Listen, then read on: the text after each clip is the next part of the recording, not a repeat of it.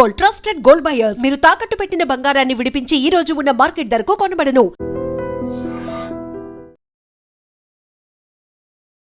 నమస్తే, welcome to I dream inside politics with Kavitha. BRS party నన్ను ఘోరంగా అవమానించింది. పార్టీలో అంతర్గత ప్రజాస్వామ్యం లేదు, నాపై కక్ష కట్టారు, నా వివరణ తీసుకోకుండానే నన్ను పార్టీ నుంచి సస్పెండ్ చేశారు. వ్యక్తిగా వెళ్తున్నాను, బట్ శక్తిగా తిరిగి వస్తాను.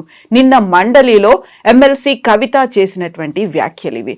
నిజంగానే కవితకి పార్టీలో ఒక సపోర్ట్ లేకుండా పోయిందా? తను అరెస్ట్ చేసినప్పుడు కేసీఆర్ ఎందుకు స్పందించలేదు? కేసీఆర్ సొంత కూతురు అయినప్పటికీ పార్టీ తనని ఎందుకు గౌరవించలేదు? ఘోరంగా ఎందుకు అవమానించింది? మనతో పాటుగా ఉన్నారు బీఆర్ఎస్ పార్టీ సీనియర్ లీడర్, మాజీ మంత్రి సత్యవతి రాథోడ్ గారు. అమ్మా నమస్తే.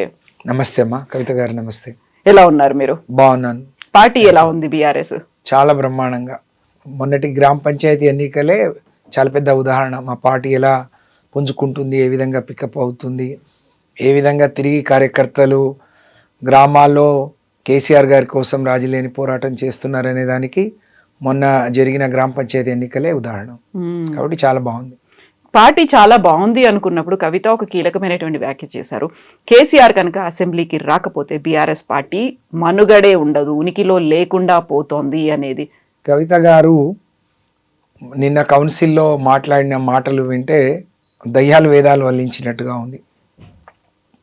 ఎందుకంటే ఈ మాటలు ఏదైనా మాట్లాడదలుచుకుంటే ఒక 5 ఏళ్ల ముందు మాట్లాడి ఉంటే బాగుండేది. అధికారంలో ఉన్నప్పుడు అధికారాన్ని అనుభవించి అన్ని స్థాయిలో అవకాశాలు తీసుకొని తనే ముందుండి నడిపించిన కవిత గారు ఈరోజు కేసీఆర్ గారి గురించి కానీ బీఆర్ఎస్ గురించి కానీ మా పార్టీ అంతర్గత ప్రజాస్వామ్యం గురించి కానీ మాట్లాడే తీరు చూస్తూ ఉంటే నవ్వుస్తూ ఉంది. ఎందుకనంటే ఇవాళ నేను ఒక సామాన్య గిరిజన కుటుంబంలో పుట్టిన మహిళను, నేను కేసీఆర్ గారి క్యాబినెట్లో ఒక మొదటి మహిళా మంత్రిగా పనిచేశాను. రాజకీయాలలో పదవులు రావాలి అని అంటే ఒక బ్యాక్గ్రౌండ్, ఒక అన్ని ఆర్థిక బలం, అంగబలం, లేకపోతే కుటుంబం నుంచి ఎవరో ఒక వారసత్వం, ఇవన్నీ ఉండే రోజుల్లో కష్టపడి పనిచేసి ఒక నిజాయితీగా ఉండే ఒక వ్యక్తిని చూజ్ చేసుకొని ఆయన మంత్రి చేసిందంటే కేసీఆర్ గారు దగ్గర ఎంత ప్రజాస్వామ్యం ఉంది, ఏ విధంగా ఆయన ఆలోచన ధోరణి ఉంటుంది అనేది మనం అర్థం చేసుకోవచ్చు. ఆయన ఎంపిక చేసిన అనేక మందిని చూసినప్పుడు ఆ కేసీఆర్ గారు ఎంత నిబద్ధతతోని ఏ విధంగా పనిచేస్తారు, ఎవరి ద్వారా పని చేయిస్తారు అనే దానికి నేను ఒక ఉదాహరణ అని చెప్పొచ్చు. కాబట్టి ఈరోజు కవిత గారు మాట్లాడే మాటలు మరి ఏ విధంగా మాట్లాడింది, ఎందుకు మాట్లాడింది, ఎవరు మాట్లాడిస్తున్నారు, రాజీనామా చేసిన తర్వాత కూడా మరి 5 నెలల తర్వాత ఆ రాజీనామాను ఆమోదించకుండా ఆమెను సభకు పిలిపించి సమయం ఇచ్చి ఆమె సొంత సమస్యను ఏదో జాతీయ సమస్యగా, రాష్ట్ర సమస్యగా, తెలంగాణ ప్రజల మహిళల సమస్యగా ఆమె చెప్పుకునే ప్రయత్నం చేస్తుంటే దీన్ని ఒక ఉద్దేశపూర్వకంగా కేసీఆర్ గారు బాగున్నా, బీఆర్ఎస్ బాగున్నా, పుంజుకుంటుందన్నా ఎప్పటికప్పుడు దాన్ని ఏ విధంగా బలహీనపరచాలి అనే ఆలోచన చేసే కొంతమంది కుట్రదారులు చేతిలో కవిత గారు కీలుబొమ్మగా మారిందని నేను భావిస్తున్నాను. అందుకనే మొన్న హరీష్ రావు గారు ఈ నదీ జలాల మీద తెలంగాణ రావాల్సిన వాటా మీద తెలంగాణ ఈ ప్రభుత్వం రేవంత్ రెడ్డి గారి ప్రభుత్వం చేస్తున్న నష్టాన్ని చాలా చక్కగా వివరించి చెప్పడం ద్వారా సభలో లేకున్నా తెలంగాణ రాష్ట్ర ప్రజలంతా కేసీఆర్ వైపు, తెలంగాణ భవన్ వైపు చూస్తున్న క్రమంలో దాన్ని తిప్పికొట్టడానికి లేదా అందునుంచి ప్రజల దృష్టిని మళ్లించడానికి మాత్రమే మరి కాంగ్రెస్ పార్టీ ఎక్కడ కూడా దాన్ని ఖండించలేదు, దాని గురించి మాట్లాడలేదు.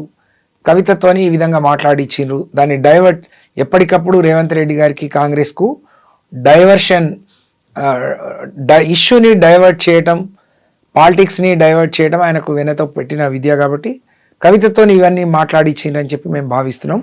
కానీ కవిత గారి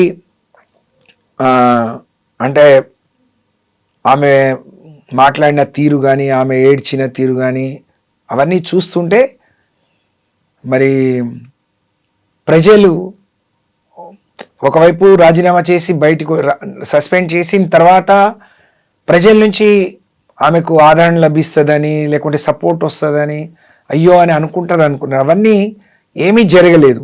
ఈ మధ్యనే 2 నెలలు మరేదో జనం బాటానో కార్యక్రమం చేపట్టిపోయింది, అక్కడ కూడా రెస్పాన్స్ లేదు. అదంతా చూసిన తర్వాత మళ్ళీ దీన్ని ఒక వేదిక చూసుకొని తన ఆక్రోశాన్ని మళ్ళీ వెళ్ళగక్కినట్టుగా భావిస్తున్నాం. కవిత గారి ప్రతి మాట అంటే వివరంగా చెప్పాలి అని అంటే ప్రతిదీ తప్పు అనే విషయాన్ని నేను తెలియజేస్తా ఉన్నాను. నేను ప్రభుత్వం వచ్చిన మొదటి బతుకమ్మలోనే నాకు ఇచ్చేసే ప్రయత్నం చేసినంటే తర్వాత దాన్ని కేసీఆర్ గారు వచ్చిన తర్వాతనే తెలంగాణ మహిళలు ఆడుకునే బతుకమ్మను ప్రభుత్వ పండుగగా గుర్తించిరు, వాళ్ళకు గౌరవించి చీరలు సారెలు పెట్టి గొప్పగా ఇవాళ తెలంగాణ మహిళల గుండెల్లో కేసీఆర్ ఒక తండ్రి స్థానాన్ని, ఒక అన్న స్థానాన్ని, ఒక మేనమామ స్థానాన్ని సంపాదించుకున్నాడు. అది కవిత ఎంత ఏడ్చినా దాన్ని తుడిచిపెట్టలేరు ఎవరు. కవిత ద్వారా ఎవరైనా ఆ ప్రయత్నం చేసినా అది వృధా తప్ప ఇంకోటి కాదనే విషయాన్ని కవిత గ్రహిస్తే మంచిది. ఇప్పటికైనా ఇవన్నీ ఈ డ్రామాలన్నీ కట్టిపెట్టి ఈ కేసీఆర్ గారి మీద, బీఆర్ఎస్ పార్టీ మీద ఏడుపు, లేకపోతే హరీష్ రావు గారు కేటీఆర్ గారి మీద ఇలాంటి చిల్లర మాటలు మానుకొని నిజంగా తను ప్రజాసేవ చేయాలి, ప్రజా జీవితంలో ఉండాలనుకుంటే దానికి ఒక మార్గాన్ని ఎంచుకొని పనిచేస్తే మంచిది తప్ప ఎంతసేపు బీఆర్ఎస్ పార్టీ మీద పడి కేసీఆర్ మీద పడి మరి ఏడుపులు పెడబొబ్బులు ఇది మంచిది కాదు అని చెప్పి నేను ఈ సందర్భంగా తెలియజేస్తా ఉన్నాను. యాక్చువల్గా ఇప్పుడు పార్టీలో ఏం జరుగుతుంది అనేది కేసీఆర్కి అసలు తెలియకుండానే చేస్తున్నారు. అందులో ఒక హైజాక్ అనేది జరిగింది, ఎవరికి తోచింది వాళ్ళు చేస్తున్నారు. అంతర్గతంగా ప్రజాస్వామ్యానికి సంబంధించి కూడా చాలా కీలకమైనటువంటి వ్యాఖ్యలు. ఎవరైతే రాజకీయ నిరుద్యోగులు ఉన్నారో వాళ్ళందరికీ ఒక పునరావాస కేంద్రంగా బీఆర్ఎస్ పార్టీ మారింది. ముందు నుంచి నేను నుండి పోరాడాను, అలాంటి వాళ్ళు ఇప్పుడు అక్కడ ఎంతమంది ఉన్నారు అనేటువంటి ఒక మాట తను మాట్లాడుతున్నారు. ఇప్పుడు కేసీఆర్ గారితో కలిసి పోరాటం చేసిన వాళ్ళు, కేసీఆర్ గారు ఉద్యమంలో ఆయనకు అన్ని రకాలుగా సహకరించిన వాళ్లకు కేసీఆర్ గారు చాలా బ్రహ్మాండమైన గౌరవాన్ని ఇచ్చిండ్రు, అవకాశాలు ఇచ్చిండ్రు, అందిపుచ్చుకున్నారు కూడా చాలామంది. అనేక ఉదాహరణలు మనం చెప్పవచ్చు. ఇప్పుడు కవిత గారు ఒకరే నేను పోరాటం చేసిన కుటుంబాన్ని పణంగా పెట్టిన అంటే రాజకీయాల్లోకి వచ్చి ప్రజా జీవితంలోకి రావాలి అనుకున్నప్పుడు ఎవరైనా అదే చేస్తారు. తను ఏం చేసిందో దానికి కంటే 10 రెట్లు ఎక్కువ అవకాశాలు పొందింది. ఒకటేమో కేసీఆర్ బిడ్డగా, ఒకటేమో ఉద్యమకారురాళ్ళగా, ఒకసారి ఎంపీగా గెలిచి ఒకసారి ఓడిపోతే ఏమంటే ఎమ్మెల్సీ 2 సార్లు ఇచ్చి కేసీఆర్ బిడ్డగా బీఆర్ఎస్ పార్టీ టీఆర్ఎస్ పార్టీ నాయకులకు ఆమె ఒక సోదరి సమానురాలు, లేకపోతే పెద్దవాళ్లకు ఒక తండ్రి అంటే బిడ్డ లాంటిది, ఆడబిడ్డ లాంటిది. అందరూ ఆ విధంగా గౌరవించారు ఆమెను.